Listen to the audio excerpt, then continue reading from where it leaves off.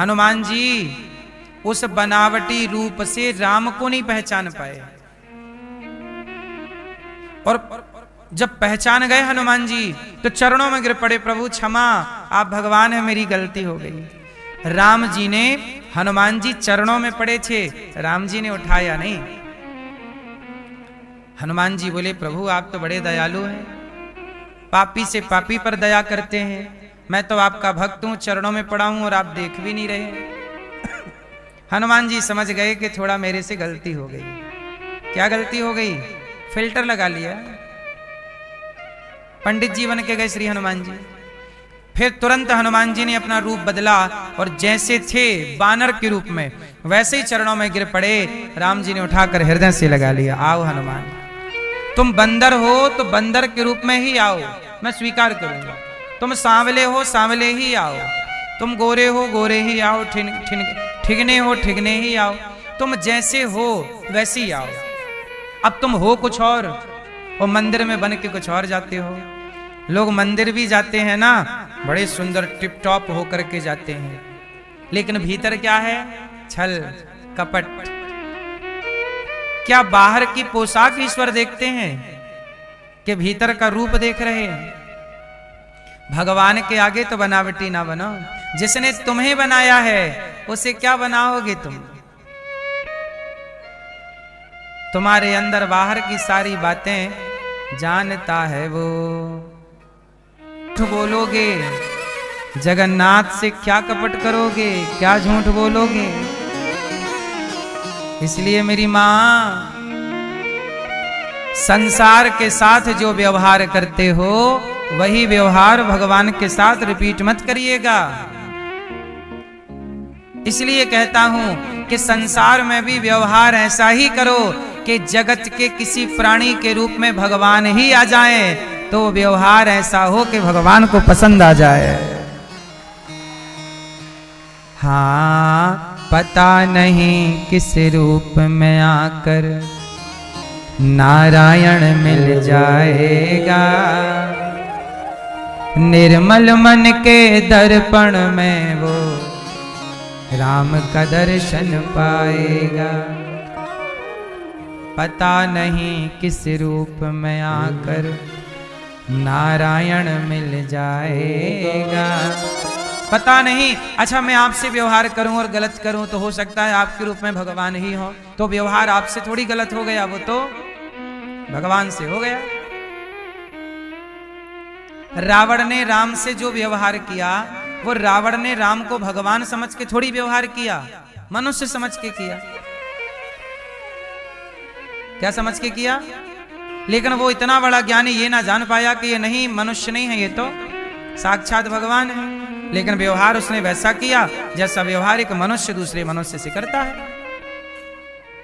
इसलिए कहता हूं, किसी से व्यवहार ऐसे मत करो कि हम मनुष्य से व्यवहार कर रहे, बल्कि व्यवहार सबसे ऐसे करो कि हम भगवान से व्यवहार कर रहे हैं। सब कुछ हर रूप में सिया राम मैं सब जग जानी, करहूं प्रणाम जोरी जुग पानी, ना जाने किस रूप में नारायण मिल जाए। दुर्योधन जो व्यवहार कर रहा था वो भगवान कृष्ण के साथ ऐसे व्यवहार कर रहा था जैसे किसी मनुष्य से कर रहा हो। क्या पता उसे किस रूप में भगवान है? बोलो हां कि ना।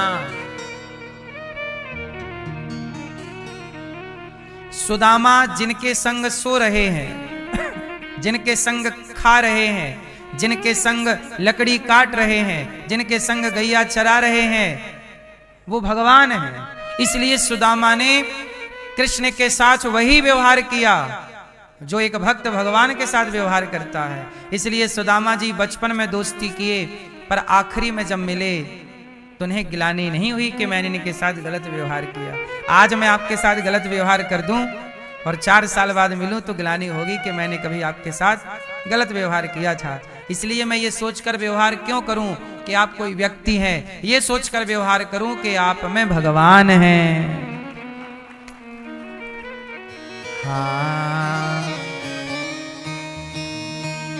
सब में प्रभु दिखते हैं, मैया मैं क्या करूं, सब में वही है। सिय राम मैं सब जग जानी, करहूं प्रणाम जोरी जुग पानी। इसलिए सबसे व्यवहार कैसे करो कि सब में भगवान। हम किससे व्यवहार कर रहे हैं? भगवान से। आपके रूप में आपकी उपस्थिति नहीं है, आपके रूप में भी भगवान की ही उपस्थिति है। हम क्यों ना ये माने? हम आपकी उपस्थिति क्यों माने? हम ये माने कि आपके रूप में ईश्वर की उपस्थिति है तो बेहतर है ना? क्यों? और बेहतर है। लोग कहते हैं ये स्त्री है, ये पुरुष है, ये पेड़ है, ये पौधा है, ये कुत्ता है, ये बिल्ली है।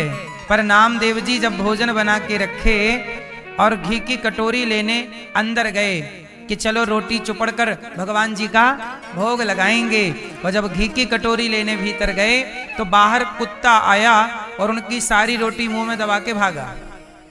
और जब कुत्ता भागा तो नामदेव जी घी की कटोरी लेकर कुत्ते के पीछे पीछे दौड़ गए। प्रभु रुक जाओ, प्रभु रुक जाओ, सूखी ना खाओ, आपका दिया घी है, कम से कम घी तो लगा लो।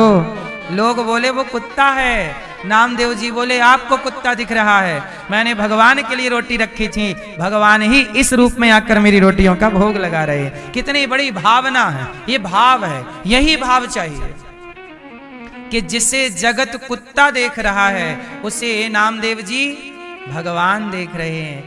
कुत्ता कुत्ता तब तक है जब तक अज्ञान है, और अज्ञान का पर्दा हटा तो कुत्ते में भी ईश्वर का दर्शन हुआ नामदेव जी को, गधे में भी भगवान का दर्शन हुआ श्रीनाथ जी को, एकनाथ जी को। और कितने महापुरुष हैं जिन्हें भूत में भगवान का दर्शन हुआ।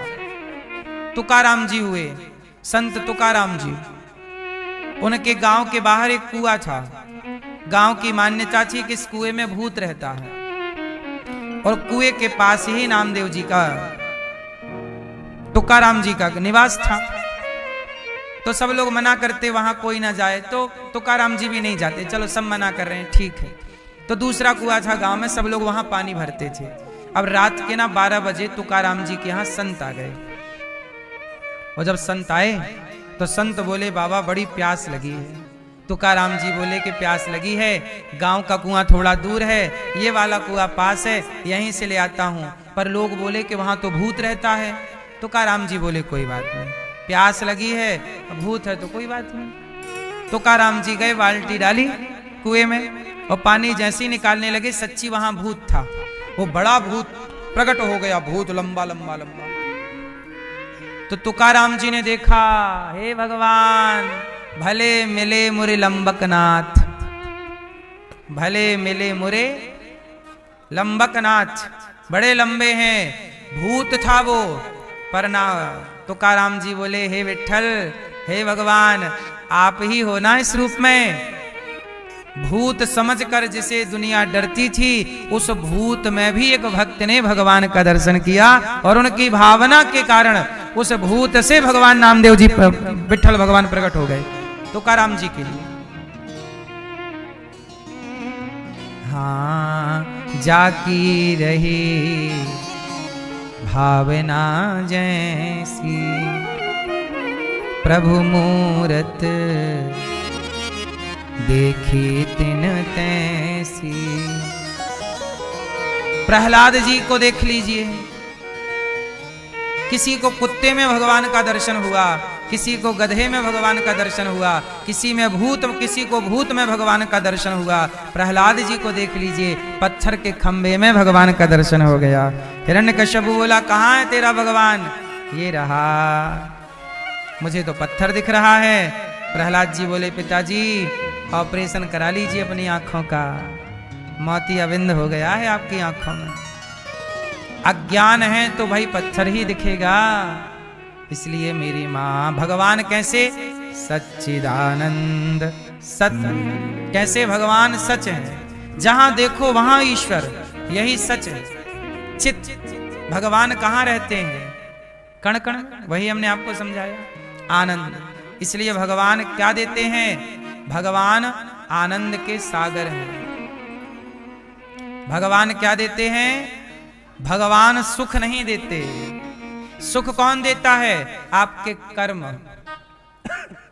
सुख कौन देता है? एक होता है सुख। अच्छा, सुख का उल्टा क्या होता है? दुख। सुख मिलेगा तो दुख भी मिलेगा, क्योंकि दो पहलू हैं। सुख का उल्टा दुख। सुखी जो आज है, दुखी भी वही होगा। आपने अच्छे कर्म किए तो सुख मिला, बुरे कर्म किए तो दुख मिला। तो कर्मों से सुख दुख मिलता है, पर जब भगवान की कृपा हो जाती है तो सुख नहीं मिलता, फिर आनंद मिलता है। और आनंद का उल्टा कुछ नहीं होता। सुख का उल्टा दुख हुआ, बताओ आनंद का उल्टा क्या हुआ? आनंद का उल्टा कुछ नहीं है। इसलिए आनंद में रहो, और आनंद में आज वही हैं जिन पर भगवान की कृपा। आपके कर्मों का जो फल है वह सुख दे सकता है, वह आनंद नहीं दे सकता। लेकिन भगवान की शरणागति हो जाए, समर्पण हो जाए, भगवान काम करते रहिए, आप भगवान को याद रखिए, फिर आनंद मिलेगा। और ये आनंद अखंड रहेगा। आनंद चाहे पेड़ की छांव में रहो, चाहे महलों में रहो, हर समय आनंद है। भगवान की कृपा जब होती है तो फिर वस्तु की कीमत नहीं रह जाती। बात समझिए ना, बोलो हाँ। नाम मिलने पर रोता है और आपसे गुस्सा हो जाता है, बोलो हाँ। कई बार मां से गुस्सा हो गया बच्चा, मतलब मां से नाराज हो गया, किसके लिए? खिलौने के लिए। वो खिलौने को ज्यादा महत्व दे रहा है, बोलो हाँ। लेकिन वही छोटा बच्चा जब बड़ा होता है तो फिर वही उस खिलौनों से नहीं खेलता। अरे कहां मैं भी पड़ा था खिलौना।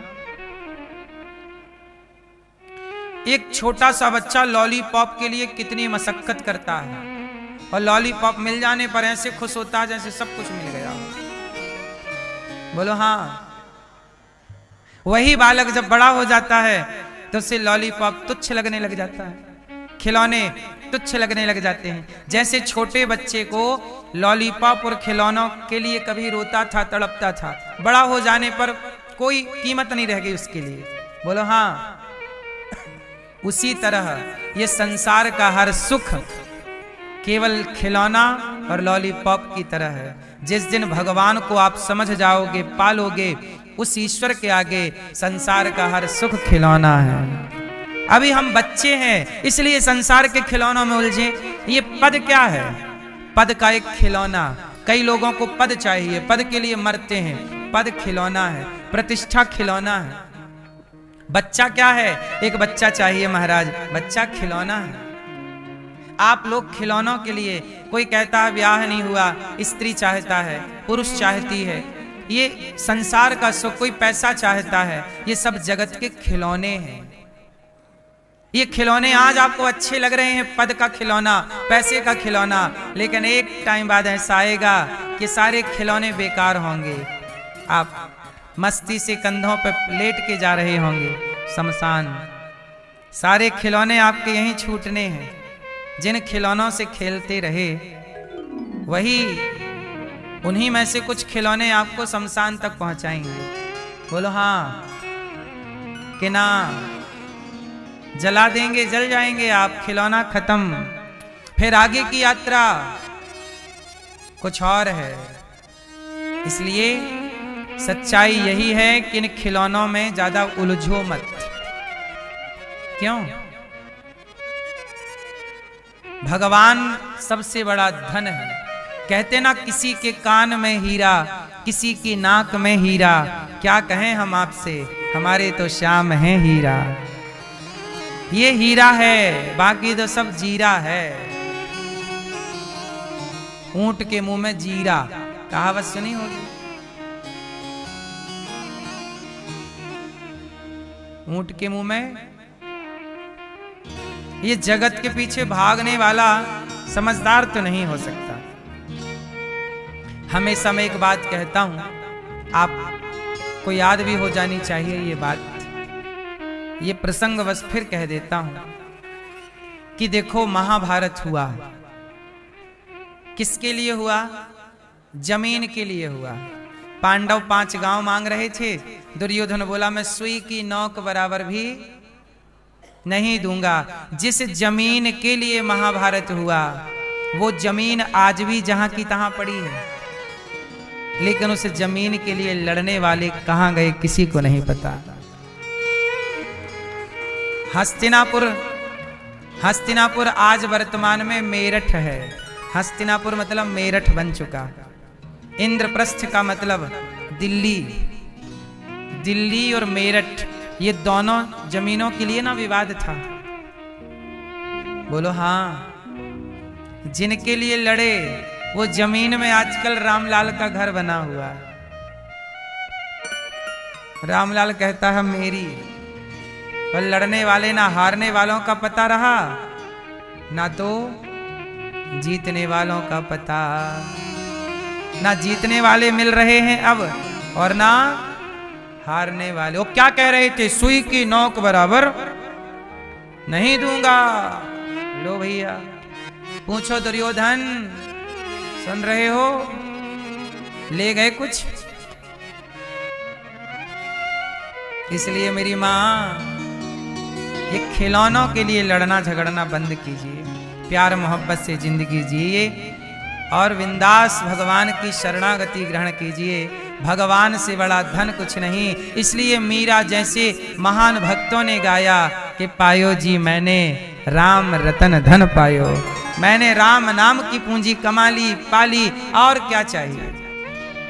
ये धन आ गया तो बाकी धन तो आ ही जाएंगे। पैसा कमाना चाहिए मेरी माँ, मेहनत करो तो पैसा भी आएगा, घर वर सब आएगा।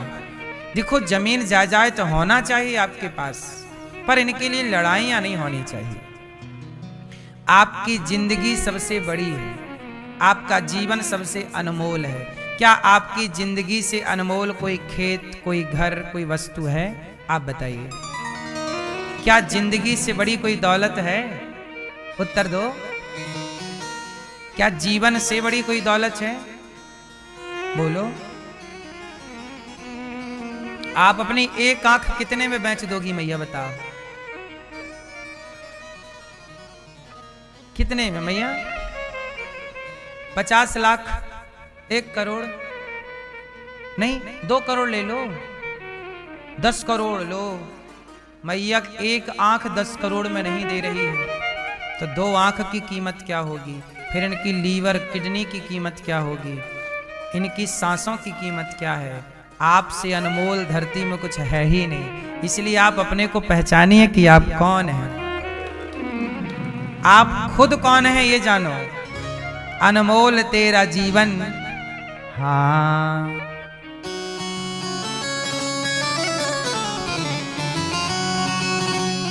अनमोल तेरा जीवन, अनमोल तेरा जीवन यूं ही गवा रहा है। किस ओर तेरी मंजिल, किस ओर जा रहा है। अनमोल तेरा जीवन यूं ही गवा रहा है, किस ओर तेरी मंजिल, किस ओर जा रहा। इसलिए कहता हूं अभी भी मेरी मां भगवान के चिंतन में लग जाओ। आप कितना भी कमा लो, खाना किसी और को है ना। जीवन सबसे अनमोल है। हाँ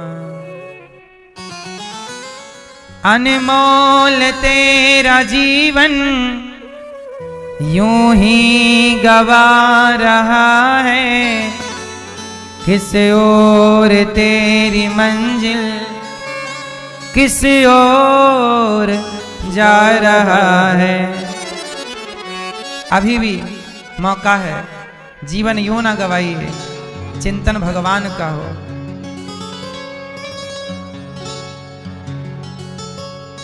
हमें किसी से क्या करना,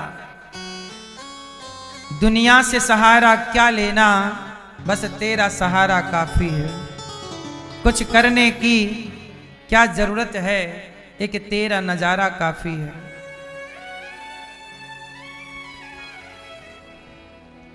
लोग कहते हैं ना कि हम तुम्हारे, छोड़कर संसार जब तू जाएगा, कोई ना साथी तेरा साथ निभाएगा। है ना, कोई कितना भी गए हम तुम्हारे, पर आपका कौन? तूने गठरी लेकर के जाता है, या तो पाप लेकर जाओगे, या तो इस धरती पे आप दो चीजें कमा सकते हैं, या तो आप पाप कमाइए या तो आप पुण्य कमाइए। तीसरा कुछ यहां पे कमाने को नहीं है। तीसरा कुछ यहां पर कमाने को, मेरी मां, आप क्या कमाओगे? भैया, ओ मोबाइल वाले भैया, अब सुन लो। मैया बैठ जाओ मेरी मां, शांति से बैठो मेरी प्यारी मैया। या तो आप पाप कमाइए या तो आप पुण्य कमाइए। इसलिए कहता हूं, जो कमा रहे हो वो देखते चलो, क्योंकि आप जो कमा रहे हो वही तो आपको मिलेगा। आप पाप कमाते हो तो आपको पापों का फल भोगना पड़ता है, कष्ट के रूप में, दुख के रूप में। फिर आप क्या कहते हो, भगवान तूने हमें बड़े दुख दिए। भगवान किसी को दुख नहीं देते। जो आपने पाप कर्म कमाए हैं वो पाप भोगेगा कौन? अवश्यमेव भोक्तव्यम कृतम कर्म शुभाशुभम। जो कमाया है भोगना पड़ेगा ना। पाप कमाए हो, पेड़ बोए बबूल का, तो आम कहां से आए? अब जो तुमने पाप किया है, किसी को बेवजह सताया है, मार डाला है, उसे परेशान किया है, किसी से रोटी छीन ली, ये पाप जो कमाया है ये भोगना तो पड़ेगा ना।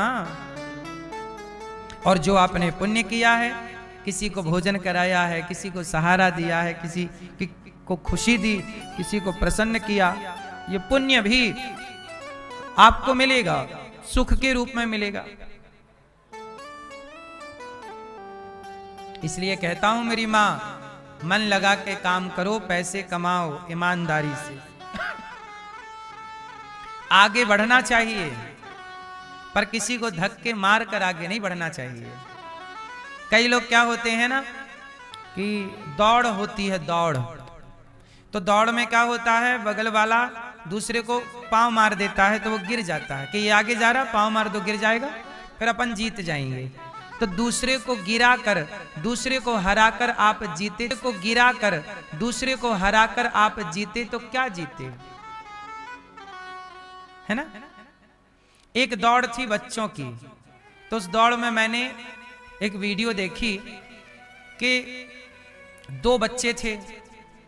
बच्चे तो बहुत सारे दौड़े, पर दो बच्चे सबसे आगे जा रहे थे जो कि टॉप पर थे। उन दो में से कोई एक बच्चा जीतने वाला था।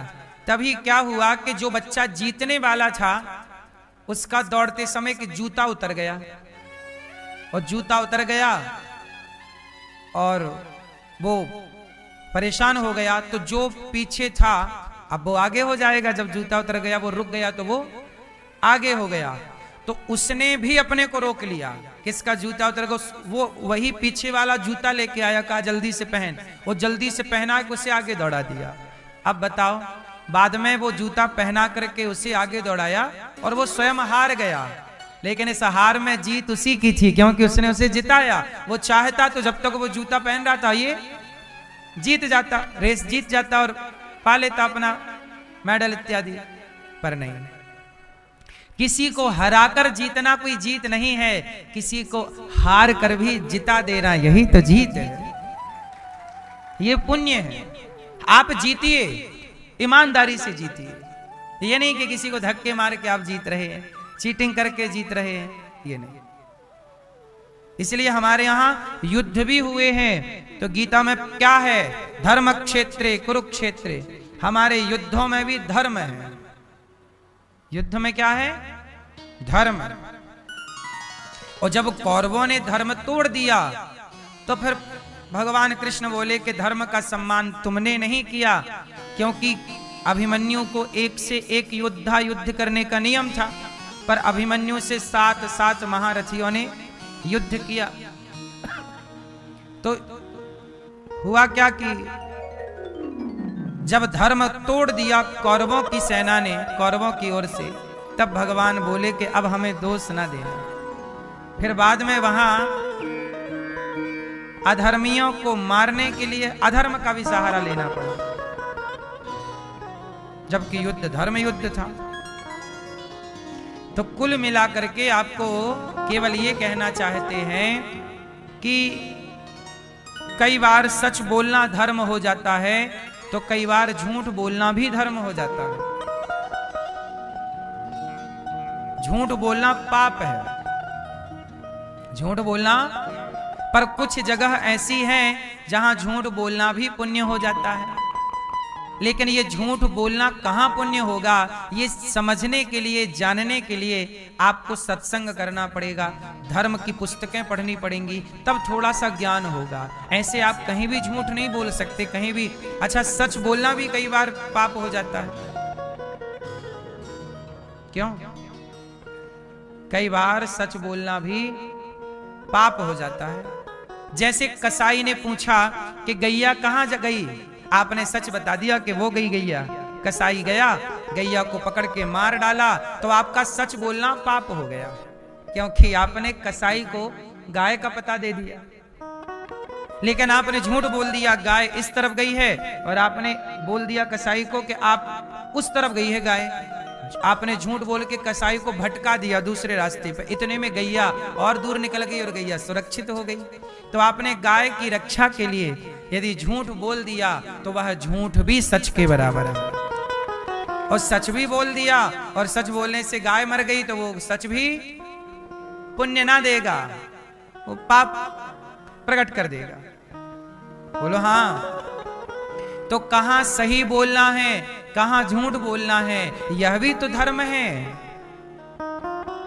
यदि बच्चों को धर्म सही सही पढ़ाया जाए तो व्यक्ति धर्मवान होगा, और जो व्यक्ति धर्मवान है आप उसी को भगवान का स्वरूप कह सकते हैं। जिसके अंदर धर्म है वही ना ईश्वर है। रामो विग्रहवान धर्म, राम को भगवान क्यों माना गया? क्योंकि राम के अंदर धर्म है।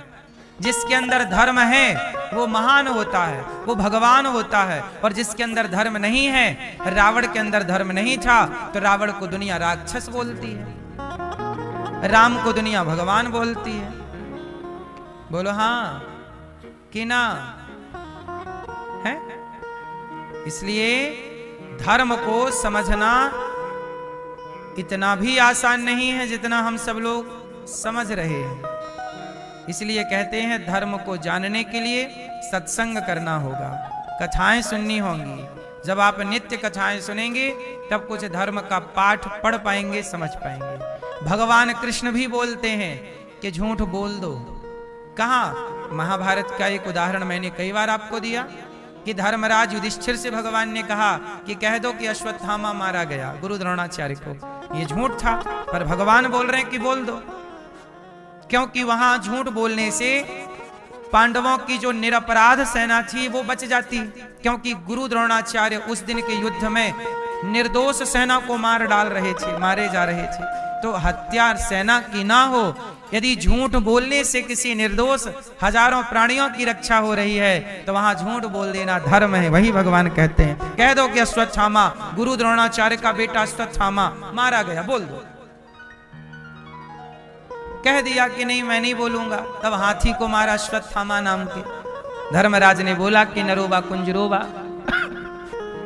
हाथी मारा गया कि मनुष्य। तब तक भगवान ने शंख बजा दिया। तो सच बोलना भी धर्म है और झूठ बोलना कहां धर्म है, यह समझने का विषय है। अपने निज स्वार्थ के लिए बोला गया झूठ पाप है, पर समाज के कल्याण के लिए बोला गया झूठ पुण्य है। बस इतनी सी परिभाषा जान लो। यदि आपने अपने पर्सनल स्वार्थ के लिए झूठ का आश्रय लिया तब तो पाप है ना? परमार्थ के लिए आपने झूठ बोला, वह पुण्य है। स्त्रीसु नर्म विवाहे चा वृत्यर्थे प्राण संकटे। शुक्राचार्य जी कहते हैं कि यदि स्वयं के धन की भी रक्षा हो रही है झूठ बोलने से, ये शुक्राचार्य जी की नीति है, तो वहां झूठ बोल देना चाहिए। इसलिए धर्म क्या है, अधर्म क्या है, आजकल बच्चों को स्कूलों में ये जरूर पढ़ाना चाहिए अधर्म क्या है। अब जैसे शराब पीना धर्म है कि अधर्म, बोलो, गांजा पीना धर्म है कि अधर्म, धोखा देना धर्म है कि अधर्म, ये बच्चों को काश पढ़ाई पहले यही तो पढ़ाते थे कि क्या धर्म है और क्या धर्म नहीं है। यदि इतना पढ़ा दिया तो आपका बच्चा शराब क्यों पिएगा? पराई स्त्री को देखना धर्म है कि अधर्म है? अब ये पढ़ाओ, यदि पढ़ा दिया तो बच्चों का जीवन धर्ममय होगा। फिर आप कहते हैं कि हमारे बच्चे बिगड़ गए। क्यों बिगड़ गए? क्योंकि बच्चों को धर्म का पाठ पढ़ाया ही नहीं। जो धर्म का पाठ नहीं पढ़ेगा वो बिगड़ ही जाएगा। सुधरेगा वही जो धर्म का पाठ, धर्म का पाठ पढ़ना जरूरी है। आज दुनिया में धर्म कहां पढ़ाई हो रही है? पढ़ाई कितने तरह की होती है? कितने तरह की होती है पढ़ाई? क्यों? पढ़ाई कितने तरह की होती है? तो सुनो, पढ़ाई 4 तरह की होती है। पहली पढ़ाई धर्म की। धर्म क्या है, अधर्म क्या है? अपनी बहन को देखना, अपनी बहन को देखना धर्म है। और पराई लड़की बहन बेटी को देखना वो भी धर्म है। पर कैसे देखना? जैसे अपनी बहन को देखते हो वैसे ही देखो, जैसे अपनी बेटी को देखते हो वैसे ही दूसरे की बेटी को देखो तो धर्म है। और अपनी को बेटी के रूप में देख रहे हो, अपनी को बहन के रूप में देख रहे हो और दूसरी बहन बेटी को गलत नियत से देख रहे हो तो ये अधर्म है। और याद रखिएगा, सारी धरती धर्म से चल रही है। जैसे भारत संविधान से चलता है तो संविधान से केवल व्यवस्थाएं चलती हैं, बाकी पूरा सिस्टम ईश्वर के संविधान से चलता है। ईश्वर का संविधान है धर्म। ईश्वर का संविधान क्या है? जोर से, धर्म। क्या है? धर्म। अब ईश्वर का संविधान कैसा है? आओ मैं इसका उदाहरण देकर आपको समझाता हूं। सुनो, बताओ, जिस नजर से आप अपने पिता को देखते हैं, पहले सवाल मैया से फिर पुरुषों से। मैयाएं, मेरी मां, आपसे पहला सवाल, जिस नजरिए से, जिस नजर से आप अपने पति को देखती हो, क्या उसी नजर से पिता को देखती हो? पति और पिता दोनों को देखने का नजरिया एक है कि अलग अलग है? जोर से, अलग अलग है। ये अलग अलग नजरिया किसने किया? जिस नजरिए से आप अपने पिता को देखती हो, जिस नजरिए से आप अपने पति को देखती हो, क्या उसी दृष्टिकोण से पिता को देख सकती हो? नहीं। किसने रोका है? धर्म ने। यही धर्म है। धर्म रोकता है कि ये पिता है तो इसके साथ क्या व्यवहार करें, ये पति है तो क्या व्यवहार करें, ये पुत्र है तो क्या व्यवहार करें। व्यवहार सबके साथ एक सा नहीं हो सकता। यदि हो गया तो अधर्म हो जाएगा। यही बात पुरुषों पे है। आप अपनी पत्नी को जिस नजरिए से देखते हैं, क्या उसी नजर से अपनी मां को देखते हैं? दोनों को देखने का नजरिया किसने अलग अलग किया? किसने बोला आपको कि अलग देखो? धर्म ने। ये लोग कहते ना, मैं धर्म को नहीं मानता। जो धर्म को नहीं मानेगा वो इंसान रहेगा ही नहीं, जानवर हो जाएगा। आपको इंसान बना के जिसने रखा है वही धर्म है। धर्म आपका मर जाएगा तो आप इंसान ना रहोगे। कुत्तों के अंदर धर्म नहीं होता। कुत्तों के अंदर नहीं होता। कैसे? जिस कुत्ता जिस मां से पैदा होता है ना, वही कुत्ता जवान होके अपनी मां के साथ संबंध बनाने लग जाता है। बकरा जिस बकरी से पैदा होता है, जवान होके उसी बकरी से संबंध बना लेता है। भैंसा जिस मां से पैदा हुआ उसे क्यों? क्योंकि इन जानवरों में धर्म, हाँ, इसलिए वो जानवर हैं। इसलिए 84 लाख योनियों में किसी के पास धर्म नहीं है। भगवान ने केवल धर्म की संपत्ति मनुष्य को दे रखी है। इसलिए आप धर्म से चलो। आपसे उम्मीदें हैं और कुत्ते से क्या उम्मीद करेंगे कि वो धर्म से चलेगा? लेकिन आज का इंसान कहता है कि जी मैं धर्म को नहीं मानता। तो नहीं मानता तो तुम जानवर ही तो हो रहे हो। धर्महीन व्यक्ति पशु के समान है। धर्महीन व्यक्ति किसके समान है? बोलो मेरी मां। हाँ, पति को भगवान मान के पूजा करना ये मनुष्यों में ही है। और क्या बकरी अपने बकरे को पूजा कर रही है? तुम हमारे पति हो, आओ पूजा करें? नहीं, इन पशुओं में धर्म नहीं है। लेकिन एक बात और बताएं, पशुओं में भी एक अलग तरीके का धर्म है। कौन सा धर्म है पशुओं में? चलो बताओ, बोलो। पशुओं में ये वाला धर्म नहीं है, लेकिन एक तरह का धर्म है। कौन सा धर्म है पशुओं में, ये बताओ। हाँ, पशु अपने बच्चों के प्रति ईमानदार होते हैं। बोलो हाँ। जंगल में आप देखिए, बच्चे के लिए जानवरों की माएं शेर से लड़ जाती हैं। किससे लड़ जाती हैं? हाँ, जो गैया बड़ी सीधी थी, जब उसका बच्चा हुआ, बछिया बछड़ा, तो फिर वो किसी को पास नहीं आने देती, सबको सींग ऐसे ऐसे करती रहती है। ऐसे मानो उसे लगता है कि हमारे बच्चे को नुकसान पहुंचाएगा, इसलिए वो दूर भगाती रहती है। लेकिन जो ग्वाला होता है, जो सेवा करने वाला, उसको आने देती है, नए व्यक्ति को नहीं आने देती। मतलब अपने बच्चे के प्रति वो भी धर्म निभा रही है। दूध पीते समय चाटेगी, प्यार करेगी, पुचकारेगी। कुत्तों को भी देखना, जो कुत्ती होती है ना, वो बाजार में खाती है। कुत्ती बाजार में जो मिल जाए खाती है, और जहां उसने अपने पिल्ले जन्म दिए होते हैं ना, वहां जाके उल्टी कर देती है। तो उसका जो इकट्ठा किया था वो उसके बच्चे खा लेते हैं, क्योंकि वो उसके पास बैग नहीं है ना, झोला नहीं है ना, तो वो झोले में अपने बच्चे को खाना नहीं दे सकती, इसलिए वो अंदर भर लेती है और ले जाके उल्टी कर। देखा कभी ये सबके? नहीं। देखो, वो कुत्ती भी एक माँ है ना, उसके बच्चे हैं, जहां होते हैं वहीं चली जाती है, लेट जाती है और जाके उसके बच्चे दूध पी लेते हैं। तो वो अपने बच्चों के प्रति धर्म वो भी निभा रही है, दूध पिलाने का, पेट भरने का। और ये चिड़िया भी करती है। चिड़िया के बच्चे घोंसले में हैं तो वो चै चै चै चै करते रहते हैं, जाके उनकी चोंच के अंदर दाना डालती है। वो कीड़े मकोड़े ले आती है और उनके अंदर, और उसके दो बच्चे होते हैं तो आधा इसको डालती है, आधा उसको डालती है। बोलो हाँ। तो पेट भरने का ज्ञान अपनों कहते, अपना हित अनहित, अपने बच्चों से प्यार तो पशु पक्षी कुत्ते बिल्ली भी करते हैं, लेकिन आप इंसान हैं, अपनों के साथ सबका ख्याल रख सकते हैं। इसलिए सबकी सेवा करने वाला, सब में ईश्वर को देखने वाला केवल मनुष्य। इसलिए 84 लाख योनियों में आप सबसे श्रेष्ठ हैं। इसलिए आप लोगों से ऐसा कोई भी काम ना हो जाए जो श्रेष्ठ ना हो। आप श्रेष्ठ हैं तो अपने जीवन में श्रेष्ठ धर्म का आचरण कीजिएगा। प्राण जाए तो चले जाएं, पर धर्म ना जाने पावे जीवन से। प्राण जाए पर, इसलिए ये दास अनिरुद्ध आपसे बार बार कहता है कि खाना पीना तो सब जानते हैं, पर खाने से पहले किसी को खिलाना ये केवल मनुष्य जानता है। इसलिए हम सभी में बांट कर खाएं, उसे इंसान कहते हैं। इसलिए गौरी गोपाल आश्रम में निवेदन आपसे है कि गौरी गोपाल आश्रम में जो वृद्ध माएं रहती हैं 310, उन माओं को भी आप थोड़ा अन्नदान किया करो।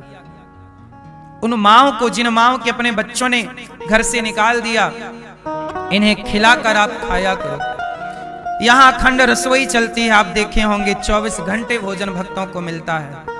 किसी को खिलाकर खाना, यही हमारे संस्कार हैं। और हम इन्हीं संस्कारों को केवल कह नहीं रहे, जीवन में उतार करके भी आपको बता रहे हैं कि ऐसा होना चाहिए।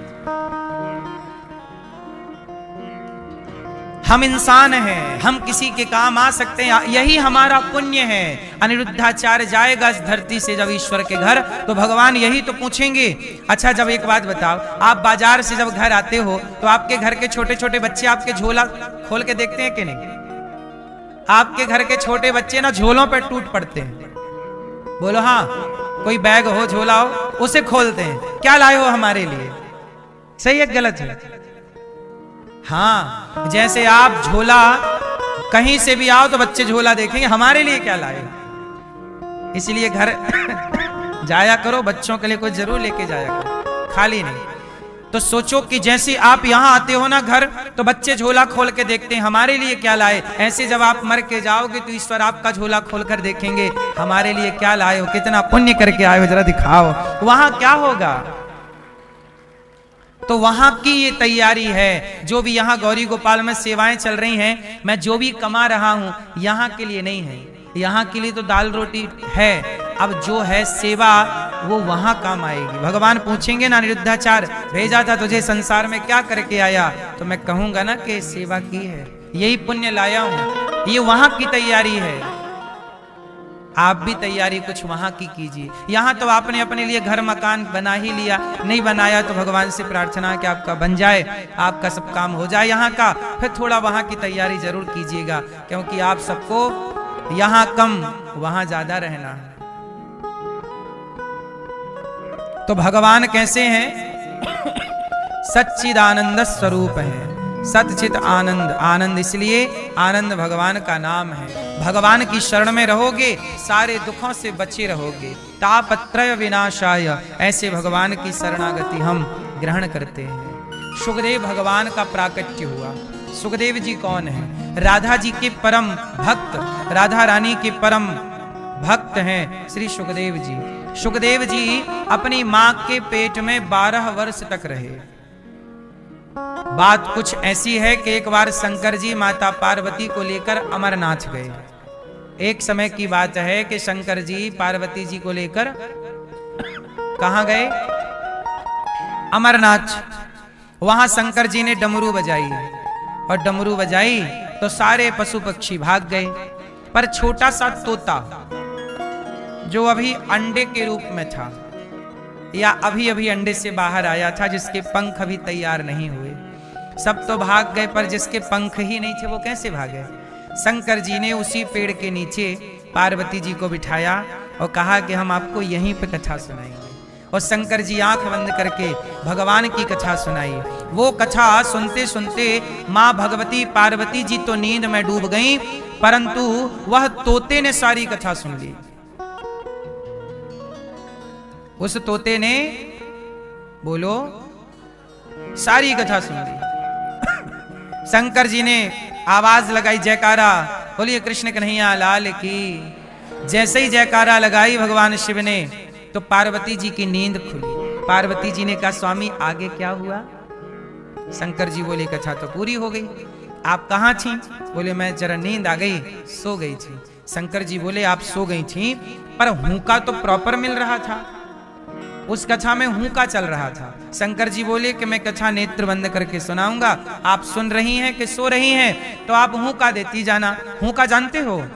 एक राजा था, एक रानी थी, ये हुंका मतलब बोलना। पहले दादी नानी भी कथा सुनाती, कहानियां सुनाती, तो हुंका देते थे, और जब हुंका देना बंद हो जाए तो दादी कथा सुनानी बंद, सो गया बच्चा, चलो। पहले के बच्चे कहानियां सुनकर सोते थे, आज के बच्चे मोबाइल चला चला के सोते हैं। हमारी मौसी, हमारी दादी, हमारी नानी, इन लोगों ने ही हमें बचपन में कहानियां सुना सुना के बढ़िया बढ़िया संस्कार दे दिए।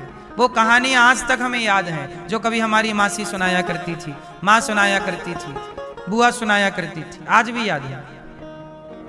और वही कहानियां संस्कारों के हिसाब से काम करती हैं। तो आपको शंकर जी ने कथा सुनाई, पार्वती जी सो गईं।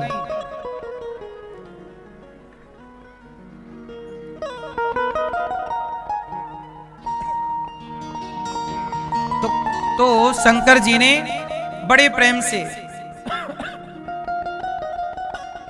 शंकर जी ने बड़े प्रेम से कथा सुनाई, पार्वती जी सो गईं। जागी तो बोली कथा, शंकर जी बोले कथा तो पूरी हो गई, अब क्या करें? तो शंकर जी बोले, बराबर हुंका तो मिलता रहा, कथा का हूं बराबर मिला। कौन सुन रहा था कथा? पलट कर देखे शंकर जी तो पीछे तोता था, शुक। शंकर जी को क्रोध आया कि तुमने चोरी से कथा सुन ली, हमारी कथा चुरा ली, अमर कथा सुन ली। शंकर जी क्रोध करके दौड़े तो तोता उड़ा और भागा। तो बद्रीनाथ में वेदव्यास जी की पत्नी वहां सरस्वती नदी के किनारे धूप खिली हुई थी और मां बाल सुलझा रही थी, तभी उनको जमहाई आई। तो शुकदेव शुक जी मुख के द्वार से गर्भ में प्रवेश कर गए और शंकर जी आए, देवी मेरा चोर कहाँ गया? तो देवी ने कहा क्या चुरा ली भोलेनाथ आपकी? बोले अमर कथा। तो माँ ने कहा कि जब कथा अमर सुन ही ली तो वो तो अमर हो गया, पर आप मार दोगे तो फिर अमर कथा की महिमा मिट जाएगी।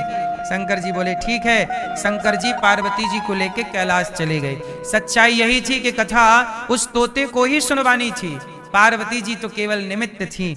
और बड़े प्रेम से फिर अब शंकर जी वहां से गए और माता जी ने अपने पेट में सुखदेव जी को रखा।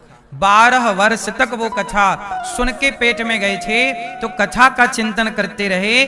तो कथा भगवान की सुनकर गए तो भगवान का इतना चिंतन किया मां के पेट में सुखदेव जी ने कि वह तोते से मनुष्य की तरह भगवान की तरह प्रकट होकर के तत्रा भवद भगवान व्यास पुत्रो प्रकट हो गए 12 वर्षों के बाद। और अब वो तोते के रूप में नहीं है, अब वो भगवान के सुंदर से रूप। चूंकि चिंतन किसका हुआ? आप जिनका चिंतन करते हैं आप वैसे हो जाते हैं। आप जिनका चिंतन करते हैं आप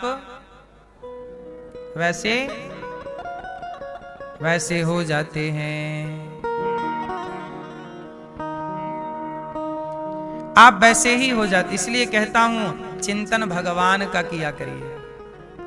किसी व्यक्ति का चिंतन करेंगे आपके अंदर उसके गुण आ जाएंगे, भगवान का चिंतन करेंगे आपके भीतर दिव्य गुण प्रकट हो जाएंगे। महापुरुषों का चिंतन किया करिए, किसी व्यक्ति, किसी स्त्री का, किसी पुरुष का।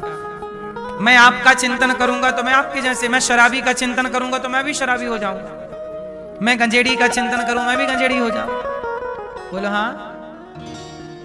किसी गलत स्त्री का आप चिंतन कर लें तो आप भी गलत हो जाएं। इसलिए चिंतन जिसका व्यक्ति करता है वैसा हो जाता है। इसलिए चिंतन सदा भगवान का या भगवान के भक्तों का चिंतन होना चाहिए। दासानुदासो भवितास्मि भूया, चिंतन ईश्वर का और कोई चिंतन नहीं। तो शंकर जी, वही सुखदेव जी जब बाहर आए तब राजा परीक्षित जी को भागवत सुनाई, और वही भागवत आज ये दास अनिरुद्ध आप लोगों को वही भागवत सुना रहा है जो सुखदेव जी ने परीक्षित जी को सुनाई, वही भागवत जी। तो शिक्षा 4 तरह की होती है। पहली शिक्षा धर्म की, पहली शिक्षा धर्म पढ़ाओ बच्चों को। दूसरा अर्थ, धर्म से अर्थ कमाना चाहिए। अर्थ मतलब पैसा, धर्म से पैसा कमाओ। तो दूसरी शिक्षा अर्थ की, धर्म अर्थ। और जब अर्थ आएगा तो कामनाएं पूरी होंगी, वो कामनाएं पूरी हो जाएंगी तो मोक्ष, फिर वह व्यक्ति मोक्ष का अधिकारी हो जाएगा। ये 4 तरह की शिक्षा है सनातन की, धर्म की, अर्थ की, काम की और आपने जीवन में सब कुछ प्राप्त किया। अब जैसे आपने सुना होगा हमारे सनातन में पहले के राजा लोग राजा होते थे, लेकिन आखिरी टाइम राज सिंहासन छोड़ छाड़ के जंगल जाके चिंतन करते थे। क्यों? क्योंकि धर्म किया जीवन भर, अर्थ कमाया, कामनाओं की पूर्ति राजा महाराजाओं ने की, और आखिरी में यदि आपने मोक्ष नहीं पाया तो सब कुछ पाना बेकार हो गया। इसलिए चौथा मोक्ष है। और आज के युग में 3 तरह, आज के युग में केवल 2 तरह की शिक्षाएं बची हैं। आज क्या स्कूलों में क्या पढ़ाते हैं? अर्थ और काम। आज स्कूल में जितनी भी पढ़ाई है वो अर्थ पर टिकी है। पैसा लेके पढ़ाते हैं और पढ़ाने के बाद आपको भी नौकर बनाने की बात बताते कि तुम भी नौकरी करना।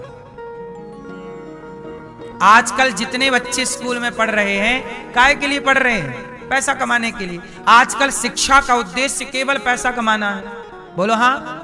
स्कूलों का भी उद्देश्य पैसा कमाना है और पढ़ने वाले बच्चों का भी उद्देश्य पढ़ लिख कर पैसा कमाना, अर्थ और काम, पैसा कमाना और कामनाओं की पूर्ति करना, बड़ा मोबाइल खरीदना, गाड़ी खरीदना, बंगला, नाम, इज्जत, कामनाएं पूर्ति करना, तो अर्थ और काम रह गया है।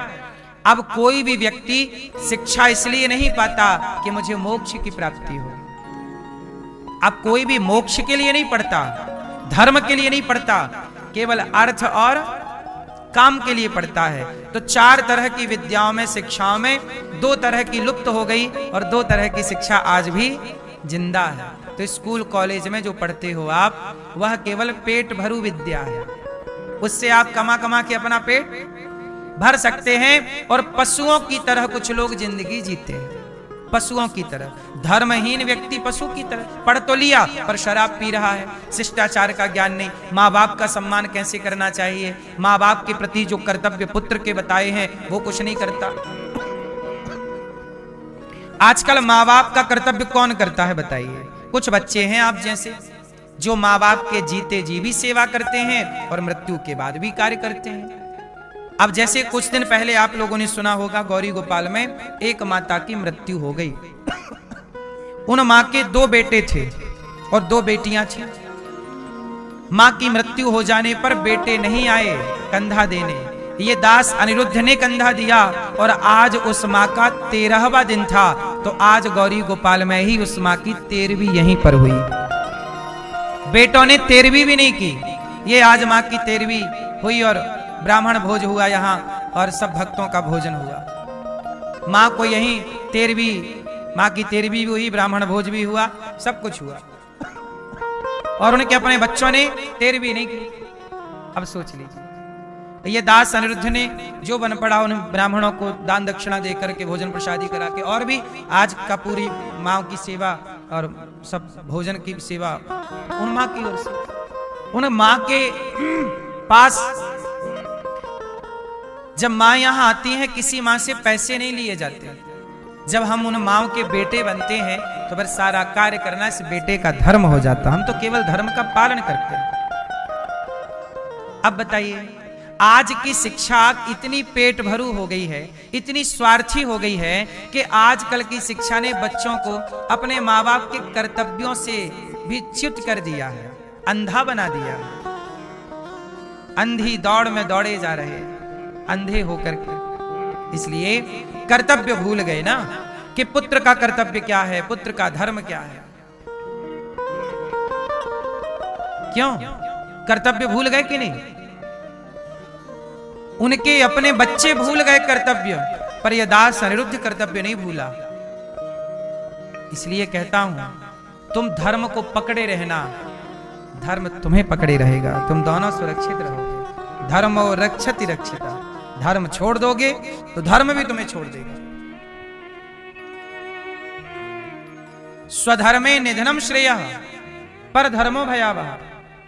अपने धर्म में रहकर जीना मरना श्रेष्ठ है, पर अपने धर्म का परित्याग करना श्रेष्ठ नहीं है। एक नारी ने अपने पति को धोखा दे दिया और पराये मर्द के संग चली गई। उस नारी से पूछो कि बहन, जो तुमने किया क्या वो धर्म है? तुमने अपने पति को छोड़ दिया, तुमने अपनी पत्नियों को छोड़ दिया, पराई औरत के संग रह रहे हो। पूछो उस मर्द से, बेटा क्या ये धर्म है जो तुम कर रहे हो? केवल अपनी वासनाओं की पूर्ति के पीछे भाग रहा व्यक्ति अंधा होकर कि शारीरिक सुख मिलना है उसे, उस शारीरिक सुख में इतना अंधा हो गया कि धर्म भूल गया कि धर्म क्या है और अधर्म क्या है। उस शारीरिक सुख के चक्कर में वो पाप कमा रहा है और बाद में रोएगा कि भगवान ने दुख दिया। जब तूने अपनों को, अपने रिश्तों को धोखा दिया तो तूने पाप ही तो कमा लिया ना भाई। अब भोगेगा कौन? इसमें दोष ईश्वर का क्या है? इसलिए कहता हूं, सबके लिए धर्म की बेड़ियां हैं। सबके लिए किसकी बेड़ियां हैं? क्यों मैया, किसकी बेड़ी है? धर्म से बंधे रहना। पतंग धागे से बंधी रहती है ना तो आकाश में लहराती है, और यदि धागे से टूट जाए, कट जाए, कितनी भी ऊंची पतंग हो, नीचे जरूर आती है। कुछ भी हो साहब, वो धर्म के धागे से बंधे रहिएगा, तब तो आप लहराएंगे। और यदि आपने अपने को धर्म के धागे से हटा लिया, तोड़ लिया, तमाम कष्ट नरक क्यों बनाए गए हैं? 28 प्रकार के नरक हैं। रौरव, महारौरव, अंधतामिश्र, सूकर मुख। ये नरक क्यों है? जो व्यक्ति यहां धर्म तोड़ देता है, जैसे आज कोई व्यक्ति किसी को मार डाले, सताए, तो उसे जेल जाना पड़ता है। जेल में 12 साल 15 साल की उम्र कैद, और बड़ा अपराध है तो फांसी भी होती है। जैसे यहां पर दंड विधान है संसार में, ऐसे ईश्वर का भी तो अपना दंड विधान है। ईश्वर के दंड विधान को, भारत देश के दंड विधान को जेल कहते हैं, और ईश्वर के दंड विधान को नरक कहते हैं। जो आप करेंगे उसे भोगेगा कौन? अब आप सवाल करो कि महाराज जी हम तो चिता पे यहीं जल जाएंगे, हम थोड़ी नरक जाएंगे, हम तो यहीं जल गए। हाथ किया था पाप गला दबाने का, हाथ तो यहीं जल गया। हाथ तो किया था पुण्य किसी को रोटी देने का, हाथ तो यहीं जल गया। जब शरीर, आप ये बताइए, आप पाप और पुण्य किससे करते हैं? शरीर से। पाप गला दबाओगे किसी का तो इन्हीं हाथों से ना दबाओगे। किसी को मारोगे, चाकू गोली बंदूक कुछ भी, तो इन्हीं हाथों से ना मारोगे, तो मारना पाप हो गया। और किसी को आप रोटी दोगे तो इन्हीं हाथों से ना दोगे, पुण्य हो गया। पर पाप पुण्य करने वाला शरीर तो यहीं जल जाता है। तो सवाल खड़ा हुआ कि जब पाप पुण्य करने वाला शरीर यहीं जल गया, तो जो पाप पुण्य करने वाला शरीर जल गया, तो पाप पुण्य भी तो नष्ट यहीं पर हो जाएगा। उसे भोगेगा कौन? भोगने वाला रहा कौन? क्योंकि जिसने पाप पुण्य किया था वो चिता पे जल रहा है। बोलो हाँ, जल रहा कि नहीं? अब भोगेगा कौन? भैया नरक में कौन भोगता है? आप बताओ जरा, आप बताओ पीले भैया, कौन प्राणी जाता? वही तो हम पूछ रहे हैं। एक तो जल गया चिता पे, अब गया कौन? कौन गया? हाँ, हम सब यहीं जल जाते हैं, पर जो हमारा सूक्ष्म शरीर है, जिस शरीर से आपने सपना देखा है। आप सपना देखती हो मैया? कभी आप सपना देखते हो कि हम हरिद्वार गए, वृंदावन आए? सपने में एक शरीर तो बिस्तर पे सोया पड़ा था और एक शरीर सपना देख रहा था। तो सपना देखने वाले शरीर को ही सूक्ष्म शरीर कहते हैं। वह सूक्ष्म शरीर 4 चीजों से मिलकर बना होता है: मन, बुद्धि, चित्त, अहंकार, जिसे अंतःकरण चतुष्टय कहते हैं। तो जब व्यक्ति मरता है तो यह शरीर जो 5 तत्वों से मिलकर बना है, पृथ्वी, जल, वायु, अग्नि, आकाश, यह 5 तत्व का शरीर यहीं सबका जल जाता है या जमीन पर गड़ जाता है। लेकिन जो सूक्ष्म शरीर होता है, जो स्वप्न देखता है, वह शरीर को यमदूत पकड़ कर ले जाते हैं और वही जाकर के वहां पाप किया है तो नरक जाता है और वह शरीर बड़ा कष्ट पाता है। आपने कई बार देखा होगा, सपने में कई बार आप रोते हैं, चिल्लाते हैं, चीखते हैं। आपको सपने में सुख दुख हुआ था कि नहीं? बोलो हाँ या ना। हाँ, वह सपने में जो सुख दुख हुआ वो आपको ही तो हुआ।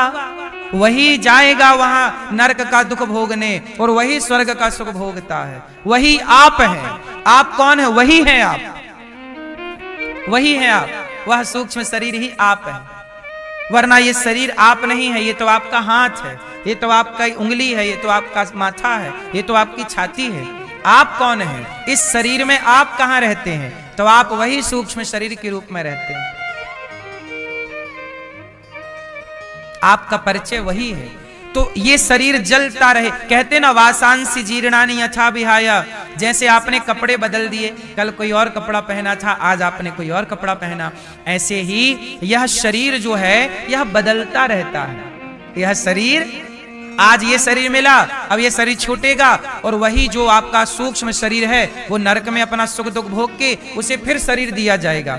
फिर वही सूक्ष्म शरीर कुत्ते में प्रवेश कर जाएगा तो आप कुत्ते बन जाओगे, बिल्ली में तो बिल्ली। 84 लाख योनियों में आप भटकते हैं और 84 लाख योनियों के बाद बड़े भाग्य मानुष तन पावा, यह मानव का देह मिलता है। यह साधन धाम मोक्ष कर द्वारा ये शरीर ही आपको मोक्ष के करीब ले जा सकता है। और ये शरीर पाकर भी आप मोक्ष के करीब नहीं गए तो आप सबसे अधिक घाटे में चले गए। फिर आपने केवल गवाया है।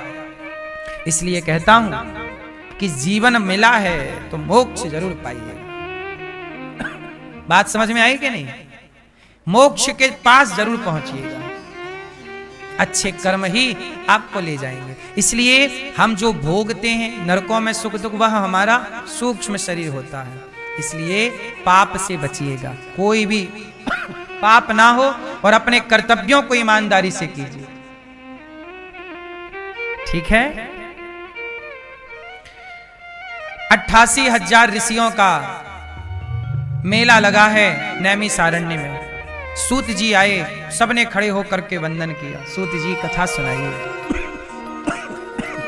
ऐसी कथा सुनाइए कि भक्ति ज्ञान विराग आपतो विवेको वर्धते महान, माया मोह निरासश्च वैष्णवै क्रियते कथम। हमें ऐसी कथा सुनाइए कि कृष्ण की शाश्वत प्राप्ति हो जाए, हमें और कुछ नहीं चाहिए। अच्छा, कृष्ण की शाश्वत प्राप्ति क्या है? शाश्वत प्राप्ति क्या है? सब में, फर्स्ट में मैंने बोला, सब में ईश्वर को देखना, सब में अपने कृष्ण को देखना, यही कृष्ण की वास्तविक प्राप्ति है। एक बार क्या हुआ कि सुखदेव जी परीक्षित जी को भागवत सुना रहे थे कि देवताओं के राजा इंद्र अमृत का कलश लेकर आए और बोले कि ये भागवत सुखदेव जी हमें सुना दीजिए, और परीक्षित जी को शाप लगा है 7 दिनों में मरने का, तो ये अमृत स्वर्ग का राजा परीक्षित को पिला दीजिए।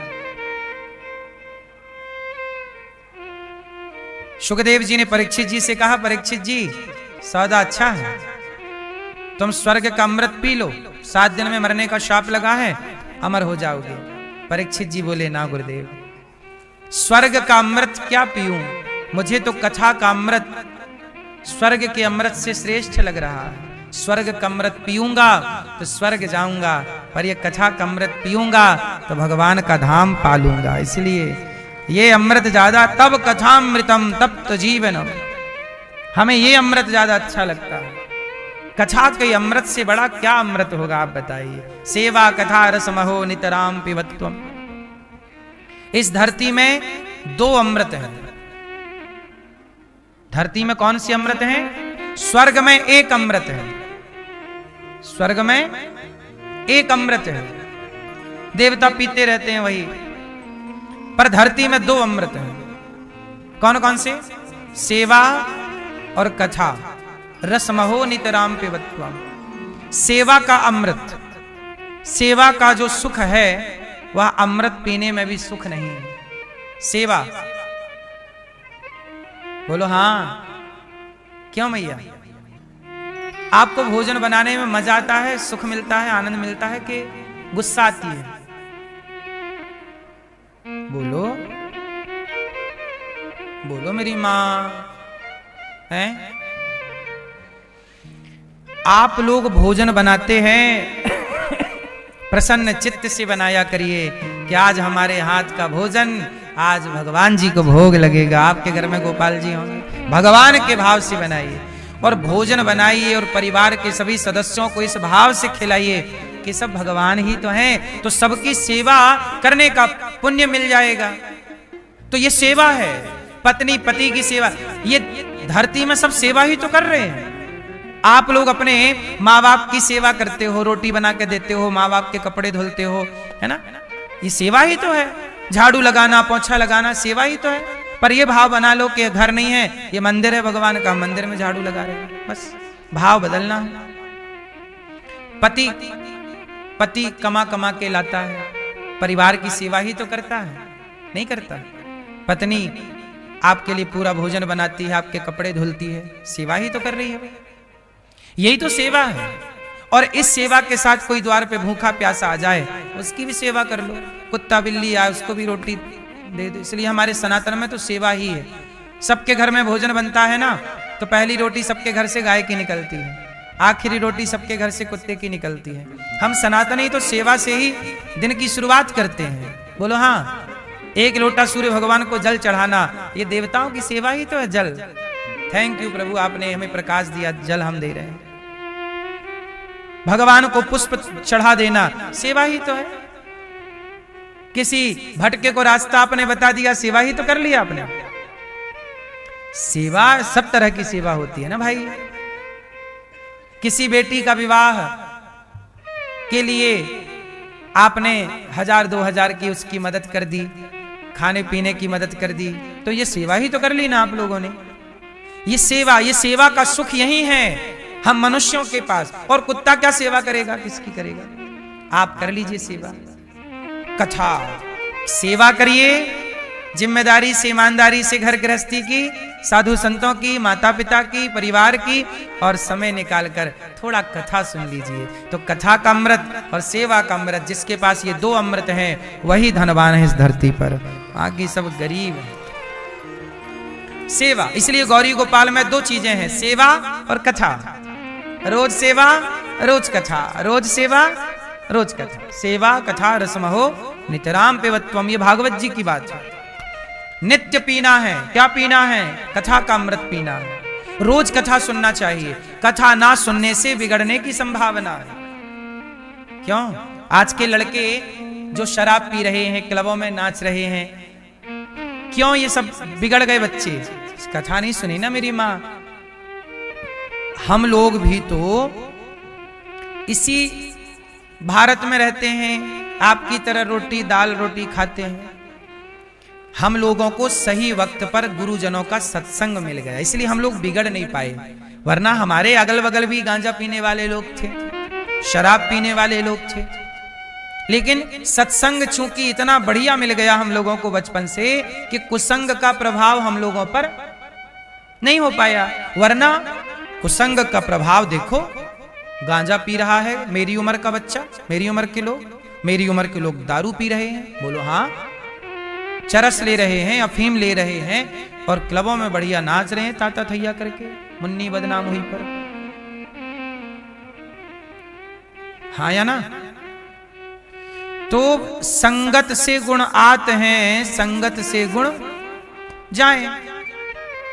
आप अपने बच्चों को कुसंग से बचा लेंगे तो आप जीत जाएंगे, और आप अपने बच्चों को कुसंग से नहीं बचा पाए तो आप हारे हुए माता पिता हैं। बस कितनी भी दौलत कमा लो, लेकिन आपके बच्चे यदि बिगड़ गए तो आपकी कमाई बेकार है। आपकी वास्तविक प्रॉपर्टी आपकी संतान है। सही संतान है आपकी तो आपका भी भला होगा, आपकी संतान से इस राष्ट्र का भी भला होगा। पर यदि करना भी शुद्धि है, अब जैसे आप लोग चलो बाहर से नहाए पर भीतर से किसी के लिए छल भरा है, कपट भरा है, तो आपके शरीर में देखो मलमूत्र होता है, आपके शरीर के भीतर ही तो मलमूत्र होता है। अच्छा बताओ, मलमूत्र अच्छा होता है कि नहीं? पलट के कोई देखता है वापस उसकी तरफ? जितना गंदा मलमूत्र है उससे भी गंदा छल कपट है, और छल कपट भी आपके भीतर है। तो मलमूत्र तो चलो व्यक्ति निकाल लेता है, लेकिन छल कपट ना निकला तो उससे भी ज्यादा गंदगी तो विचारों की हो गई ना आपकी। कि आपके अंदर किसी के प्रति ईर्ष्या है, किसी के प्रति द्वेष है, किसी के प्रति ये घृणा, ये द्वेष, ये नफरत, क्या उस मल से भी गंदी नहीं है?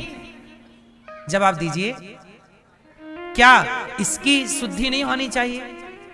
यदि ये सब है तो क्या ईश्वर के आप सन्मुख जाने के अधिकारी हैं?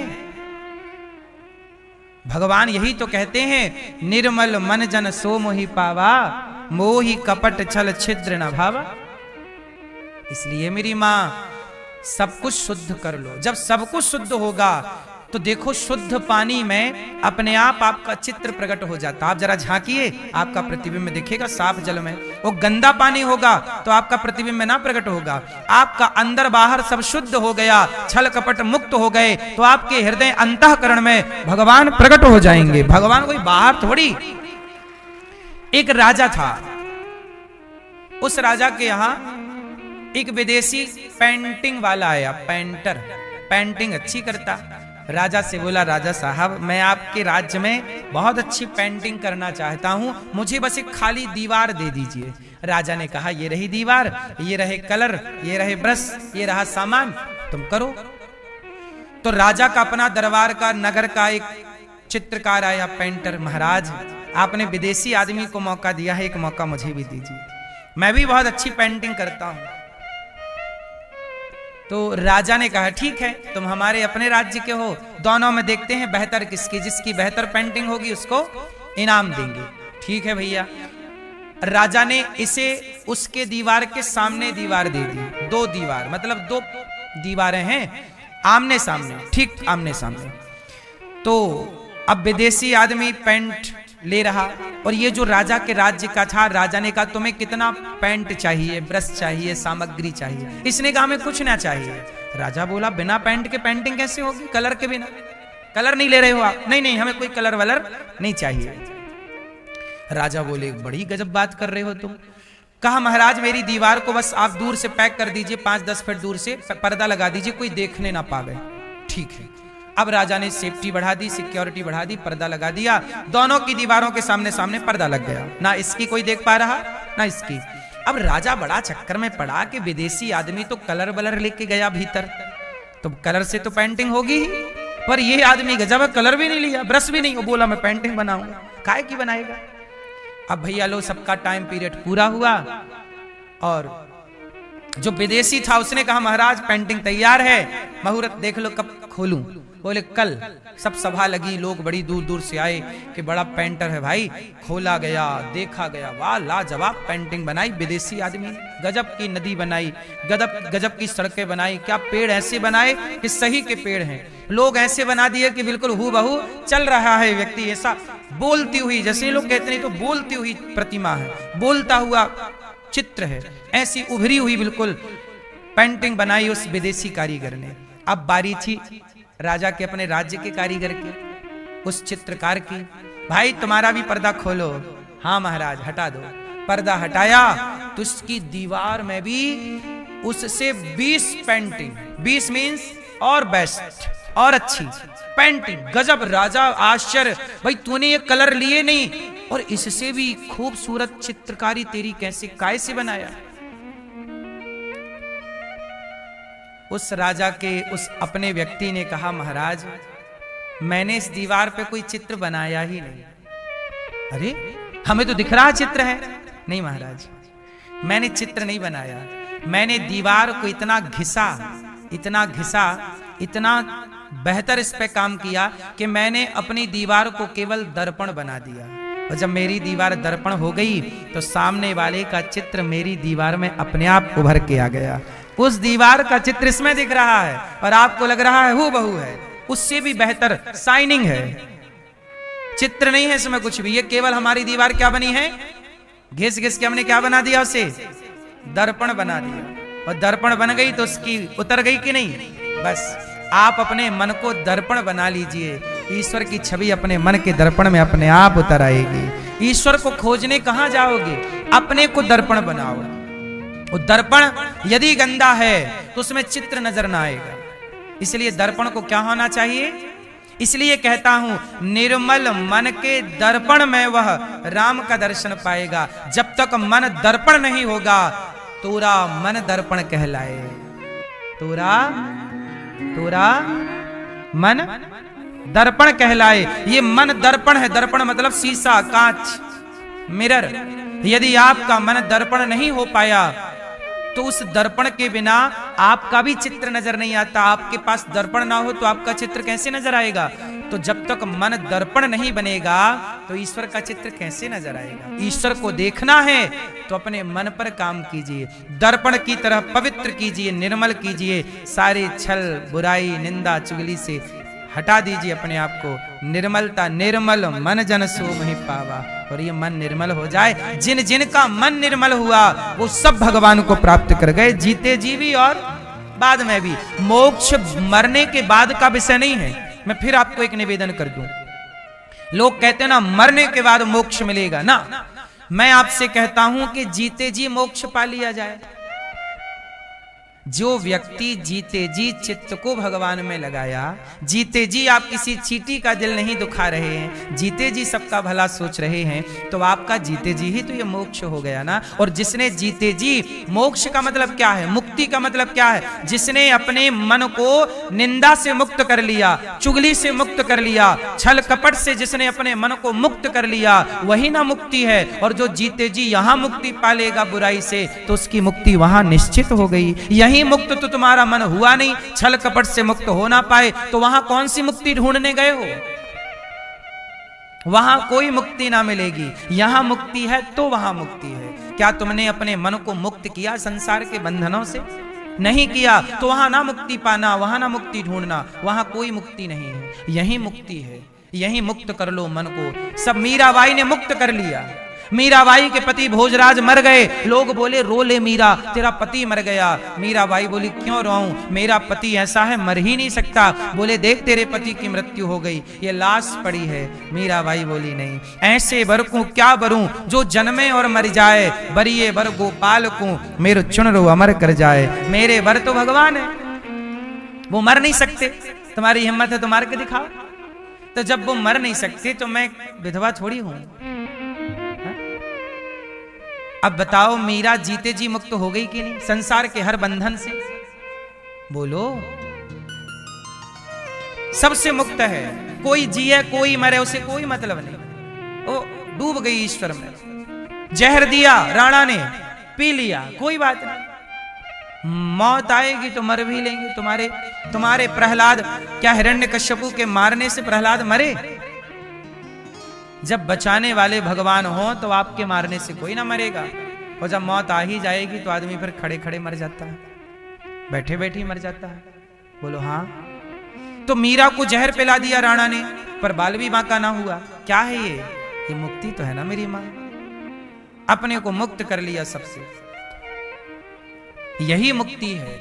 अब बताओ मीराबाई को वहां मुक्ति के लिए लाइन में लगना पड़ेगा कि भैया मुक्ति दे दो? नहीं, वो यहीं से गई मुक्त होकर। तुलसीदास जी यहीं से गए, सूरदास जी, रैदास जी, रसखान, सक्कोबाई सब यहीं से मुक्त होकर के गए।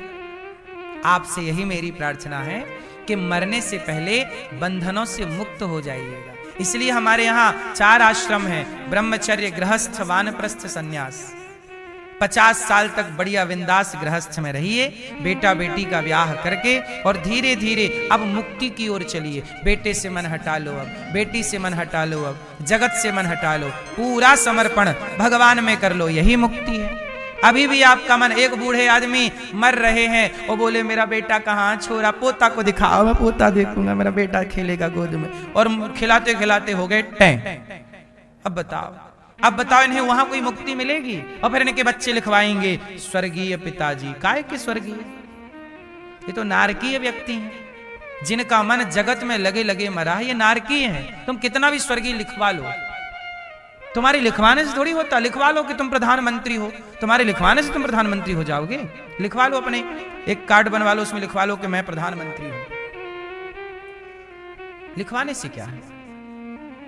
जिसका मन मरते समय भी ईश्वर में ना लगा हो, बेटा बेटा, पोता पोता, मेरा मेरा करके टै हुआ हो, कौन सी मुक्ति मिलेगी? इसलिए आप लोग ये गलती बिल्कुल ना करना। अपना मरण सुधार लो। जीवन सुधार लिया ना, जीवन भी सुधारो, अच्छे काम करो, जीवन भी सुधारो और मृत्यु भी सुधारो। जीवन में भी अच्छे ऐसे काम करके जाओ कि लोग कहें कि वाह ऐसे काम होने चाहिए। जीते भी जीवन भी सुधारो और मरण भी सुधारो। इसलिए हमारे यहां जब जन्म लेते हैं तो बाजे बजते हैं, और जब मृत्यु हो जाती है तो भी बाजे बजते हैं, क्योंकि जीवन भी उत्सव है और मृत्यु भी उत्सव है। ये सनातन है। इसलिए हमारे यहां जब कोई मर जाता है तो आपने देखा कि नहीं, आपके कितने लोगों के यहां मुर्दे के आगे आगे बाजे बजते हुए चलते हैं? आपके यहां चलते हैं कि नहीं? अब कोई प्रश्न करे कि भाई मर गया, ये बाजे काहे बजा रहे हो? बाजे बजते हैं मैया। अब ये सवाल है ना कि मर गया आदमी तुम बाजे बजा रहे हो, क्यों? क्योंकि हम सनातनी मृत्यु को भी उत्सव मानते हैं। ये तो आज अज्ञानवश लोग समझना भूल गए सब चीजें, वरना मृत्यु भी क्या है? बोलो। जाता नहीं कोई दुनिया से दूर चल के, मिलते हैं सब यहीं पर कपड़े बदल बदल के। कोई मर गया, आप कहते हो मर गया, अरे मरा नहीं। जिस दिन ईश्वर से मुलाकात होगी उस भक्त और भगवान के मिलन का नाम दुनिया मौत कहती है। वो तो मिलना है, इसलिए लोग उत्सव मनाते, भाई मिलन हुआ आज जीवात्मा और परमात्मा का मिलन है। इसलिए रो मत, उत्सव मनाओ, कीर्तन करो कि ये संसार के बंधन से मुक्त हो गया। अब भगवान से प्रार्थना करो कि यह भगवत धाम गया और वह मरने वाला व्यक्ति भी अपना कर्तव्य पूरा करके जाए, ईश्वर का चिंतन करते जाए। इसलिए हमारे यहाँ मरने से पहले एक प्रोसेस और होता है। आजकल जैसे लोग मरते हैं इसका नाम मृत्यु, ठीक है, अब देखो मर ही गए, लेकिन मरने का भी एक प्रोसेस है। कैसे मरना चाहिए, चलो बताओ, आपको पता है किसी को मरना कैसे चाहिए? अब देखो कोई चलता चलता मर जाए, गाड़ी में एक्सीडेंट इत्यादि ये सब, लेकिन जो मरने का सही विधान है वो कुछ और है। वो विधान आपको बताऊं। मरने से पहले क्या होना चाहिए कि देखो, आप सबको पता चल जाता है एक टाइम बाद कि अब हम नहीं रहेंगे।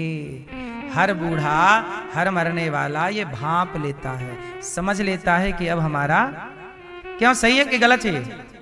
मरने से 15 दिन पहले, महीने भर पहले, 15 दिन पहले सबको समझ में आ जाता है। जितने मरने वाले हैं एक उम्र के बाद, एक टाइम के बाद सब समझ जाते हैं कि भाई अब आ गया। तो क्या करना चाहिए जब आपको ये समझ में आ जाए कि अब हमारा काम पूरा हो रहा है? तो अनशन करना चाहिए। धीरे धीरे भोजन पानी से मन हटाकर, वैसे भी एक टाइम बाद पानी वानी सब छूट ही जाता है, भोजन भी छूट ही जाता है, तो छूट जाए उससे बेहतर पहले से छोड़ के अनशन चिंतन ईश्वर का करते हो। श्रीमन्नारायण, श्री भोजन से मन हटाओ, पानी से मन हटाओ, सबसे सबको हटा दो, अपने मस्तिष्क से, यहां से भीतर से सबको हटाओ। केवल हृदय में श्रीमन्नारायण, केवल भगवान श्रीमन्नारायण, श्री सीताराम, श्री भगवान का चिंतन। नित्य गंगा जल खुद पियो, नित्य तुलसी का सेवन करो, नित्य भगवान का कीर्तन करो, और बस सबसे कहो तुम रोना धोना मत, कीर्तन करो। और कीर्तन करते करते प्राण जाए, चिंतन करते करते। ये मौत सबसे उत्तम है। ये थोड़ी के रो रहे हैं पूरे सब लोग, अभी मरे नहीं, हिला रहे हैं, भैया पहचानो हमें, पहचानो हमें, पहचानो। कोई कंधा हिला रहा, कोई छाती हिला रहा, कोई हाथ हिला रहा, हमें पहचानो। क्या करेंगे तुम्हें पहचान के? जो लोग कहते हैं हमें पहचानो, ये लोग 13 दिन बाद रसगुल्ले खाते हैं मांग मांग के, एक और लाओ, एक अच्छा बनाया, और ये बोल रहे थे हमें पहचानो हमें पहचानो, और अब रसगुल्ले खा रहे हैं, सब्जी पूड़ी खा रहे हैं। इनका कुछ नहीं बिगड़ना, इनका तो रसगुल्ला जिंदाबाद है, बिगड़ना अपना है। हम इनका चिंतन करते मरेंगे तो भटक जाएंगे, चक्कर में पड़ जाएंगे। इसलिए मरना भला है दूर का, जहां न अपना कोई। पहले के लोग मरने के लिए कहां जाते थे जानते हो? चलो अब आखिरी में लोग तीर्थ यात्रा करते, जा रहे हैं, अब लौटेंगे नहीं, बद्रीनाथ जी, केदारनाथ जी, वहीं जाते, चिंतन करते भगवान का, वहीं सीताराम हो जाते। अब आजकल मरने के लिए लोग हॉस्पिटल में जाते हैं, सारी जिंदगी कमा कमा के रखते हैं, और मरते समय बढ़ऊ सब लेके चले जाते हैं। मरते समय 20-25 लाख खर्च करा दिया छोरा छोरियों का, और हो गए टें, बच्चे और हो गए कर्जेदार। तो तुम्हारी तेरी भी करें कि कर्जा चुकाएं? ये कोई मरना है? दान पुण्य करते हुए, भला कार्य करते हुए, समय से विवाह करना, समय से गृहस्थी में रहना, समय से बच्चे पैदा करना, समय से उनकी जिम्मेदारी पूरी करना, समय से उन्हें छोड़ देना, समय से मन चित्त सबसे हटाकर भगवान में लग जाना, यही धर्म रहा है। इसलिए हमारे यहाँ उम्र को 4 भागों में बांटा, ब्रह्मचर्य, गृहस्थ, वानप्रस्थ, संन्यास। समय से निकल करके चिंतन लग जाओ। अब बूढ़ा आदमी बिल्कुल 90 साल का भी रुपया गिन रहा है, गड्डी गिन रहा है, ये उम्र रुपया गिनने की नहीं रही। अब खेती पक गई तुम्हारी, बाल बाल पक गए, अब चित्त लगाओ ईश्वर में, कभी भी सीताराम हो जाओ। सही है गलत है मैया? बोलो हाँ कि ना। बूढ़े बूढ़े लोगों के भी बड़े शौक होते हैं, कंघी रख के चलते हैं बूढ़े लोग। कंघी, बाल नहीं है, कंघी पूरी है, अभी शौक पूरे नहीं हुए इनके। शौक हौक से मन हटाओ। कोई अब कामनाएं ही तो हमें गुलाम बनाती हैं, यही तो उलझाए रखती हैं कामनाएं। अब केवल एक कामना, एक इच्छा, मुझको और कछु ना चाहिए, बस राधा कृष्ण मिलई दे। हे प्रभु अब कुछ ना चाहिए, सब तो दिया आपने। हाँ भगवान का चिंतन, मुझको और कछु ना चाहिए, बस राधा कृष्ण मिलई दे। तो नारद जी महाराज को भक्ति महारानी मिली। कहा महाराज मैं बड़ी दुखी हूँ कलयुग में। तब नारद जी ने भक्ति महारानी से कहा तुम्हारा दुख दूर कैसे हो, मैं खोज के आता हूँ। सनकादियों ने कहा भागवत सुनाओ। हरिद्वार में भागवत सुनी भक्ति महारानी ने, सारा दुख दूर हुआ। तब नारद जी ने कहा कि कोई पापी भागवत सुन के तरेगा। बोले आत्मदेव जी नाम के एक पंडित जी थे, उनके कोई संतान नहीं थी और उनके संत जी ने एक फल दिया था कि पत्नी को खिला देना। पत्नी ने बहन का बेटा पैसों से खरीद लिया और फल दे दिया गाय को। उस बच्चे का नाम रखा गौकर्ण, जो गाय से हुआ, और जो बहन का खरीदा उसका नाम रखा धुंधकारी। धुंधकारी को खरीद लिया और उसे धुंधली ने अपना मान लिया। पंडित जी की पत्नी का नाम था धुंधली। जो बेटा अपना था नहीं उसे अपना मान लिया और उसके प्यार में ऐसे चक्कर में पड़े कि धुंधकारी जब जवानी में आया तो उसने अपने माँ बाप को बहुत मारा। आत्मदेव जी रोने लगे, हे विधाता जब बेटा नहीं था तो इसलिए रोया कि बेटा क्यों नहीं दिया भगवान ने, और दे दिया तो ऐसा नालायक दिया कि मारता है। अब भी रोना पड़ा कि क्यों दे दिया भगवान ने। भाग्य का रोना आपको ही रोना पड़ेगा, मिल जाए तो और ना मिले तो। इसलिए कहता हूं ईश्वर कुछ ना दें तो भी प्रसन्न रहो और सब कुछ दें तो भी प्रसन्न रहो, क्योंकि उनके ना देने पर भी कृपा है और उनके सब कुछ दे देने में भी कृपा है। बेटा मिल जाए तो कृपा मानो और ना मिले तो भी कृपा मानो, क्योंकि दोनों स्थिति माँ बच्चे को लड्डू देती है तो भी माँ की कृपा है और माँ बच्चे को थप्पड़ मारती है तो भी माँ का आशीर्वाद है। क्योंकि लड्डू दे माँ या थप्पड़ दे, दोनों में माँ का प्यार है या नहीं? ये थोड़ी कि थप्पड़ मार रही है तो माँ कोई दुश्मनी के कारण मार रही है, नहीं, प्यार है इसलिए मार रही है। हाँ, माँ के लड्डू में भी प्यार है और थप्पड़ में भी प्यार है। ईश्वर कुछ देते हैं उसमें भी प्यार है और नहीं देते वो कृपा का अनुभव करना सीख लीजिए। धुंधकारी महान दुष्ट हुआ, बाप को मारता। आजकल बच्चे अपने माँ बाप पे हाथ उठाते हैं, बड़े हो गए, बहुत पढ़ लिख लिए बच्चे माँ बाप पे हाथ उठाते रहते हैं, कुछ बच्चे कुछ। इसलिए आप लोगों से मेरी प्रार्थना है कि माँ बाप को खूब सम्मान दीजिए। माँ बाप की कोई बात अच्छी ना लगे तो मत मानिए, ठीक है, पर चुप रहिए, जवाब मत दीजिए। जो बात अच्छी लगे वो मान लीजिए, अच्छी ना लगे तो इग्नोर कर दीजिए, पर जवाब ना दीजिए पलटकर। क्यों जी, क्या कहते हैं? कुछ बातें ठीक है, आज के बच्चे जो हैं कुछ बातें आपकी अच्छी होती भी नहीं है, क्योंकि कुछ सलाह माँ बाप बच्चों को देते हैं जो बच्चों को अच्छी नहीं लगती। क्योंकि बच्चे, अम्मा कहती है तू नौकरी कर ले, बेटा कहता मैं बिजनेस करना चाहता हूं, तो दोनों के विचार अलग अलग हो गए। अब यहाँ माँ बेटे की, बाप बेटे की लड़ाई हो सकती है, क्योंकि बाप कुछ और करने के लिए फोर्स कर रहा है और बच्चा कुछ और करना चाहता है। यहाँ मिसमैच हो गए विचार। यहाँ क्या करना चाहिए कि पिता जो कहता है सुनते रहना चाहिए पर जवाब नहीं देना चाहिए, और आपको जो करना है ठीक ठीक से करते रहिए, आपका नुकसान ना हो, इसलिए पिता समझा रहे हैं। फिर भी जीवन में रिस्क लेना पड़ता है बड़े काम करने के लिए, और कई बार माँ बाप तैयार नहीं होते, उनको लगता है हानि हो जाएगी, नुकसान हो जाएगी। उनका भी ठीक है समझाना और समझना, लेकिन मतभेद तो है ना विचारों का। दो विचार हो गए, माँ बाप के अलग। इसलिए माँ बाप की जो बात अच्छी लगे वो स्वीकार कर लो, ना लगे तो चुप रहो, जवाब ना दो। पर आप लोग गलती क्या करते हैं, माँ बाप की जो बात अच्छी नहीं लगती आप जवाब दे दे, अरे तुम्हें तो कुछ नहीं आता, तुमसे ज्यादा तो हमें